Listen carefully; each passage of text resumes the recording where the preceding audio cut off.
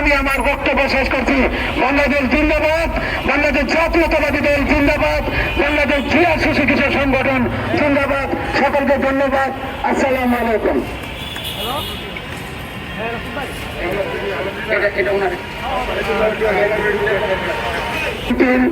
অন্যতম সিনিয়র নেতা, সিনিয়র সহসভাপতি আপনার বিনপুর আমার বড় ভাই আহমদ ভাই বক্তব্য রাখবেন। বিসমিল্লাহির রহমানির রহিম।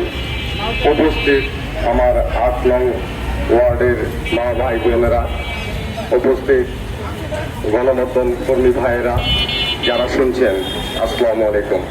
আজকে আমরা এখানে উপস্থিত হয়েছি একজন ভালো মানুষের জন্য, একজন ভালো মানুষের জন্য। উনি অত্যন্ত ভদ্রলোক, অত্যন্ত মার্জনীয় লোক।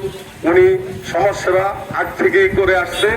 এখন কিছু কুচক্রী মহল ওনার এই সমাজসেবা, ওনার এই ভালো কাজগুলো তারা মেনে নিতে পারতেছে না। দীর্ঘ 5 মাস যাবৎ উনি একটা আন্দোলন আমাদের নিয়ে করতেছে। যারা দুঃসমে জেল মামলা এবং অনেক কষ্ট করেছে, তাদের ন্যায্য অধিকার আদায়ের জন্য উনি একটা সংগ্রাম করে যাচ্ছে।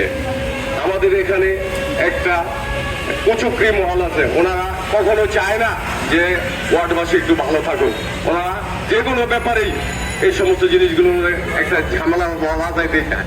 আমি তাদের উদ্দেশ্য বলি যে আপনারা এখনো সময় আছে, আপনারা ভালো হয়ে যান, আপনারা ভালো হয়ে যান।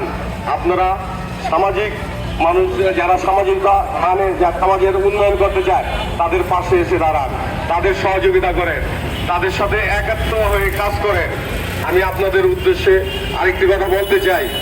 আপনারা যেই অবৈধভাবে ব্যবসা বাণিজ্য যে লুটপাট করা শুরু করেছেন, এগুলি বন্ধ করেন, এগুলি বন্ধ করেন, না হলে আপনাদের ভবিষ্যৎ অনেক খারাপ, অনেক খারাপ। যাই হোক, আমার ছোট ভাই গাজী সেলিম ওনার বক্তব্যে সবকিছু বলে গেছে, সবকিছু বলে গেছে। আপনারা তার বক্তব্য সবকিছু শুনছেন, এখন আর বক্তব্য দেওয়ার কিছু নাই।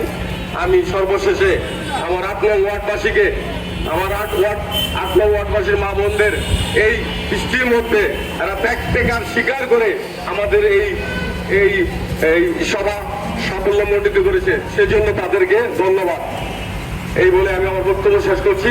আসসালামু আলাইকুম।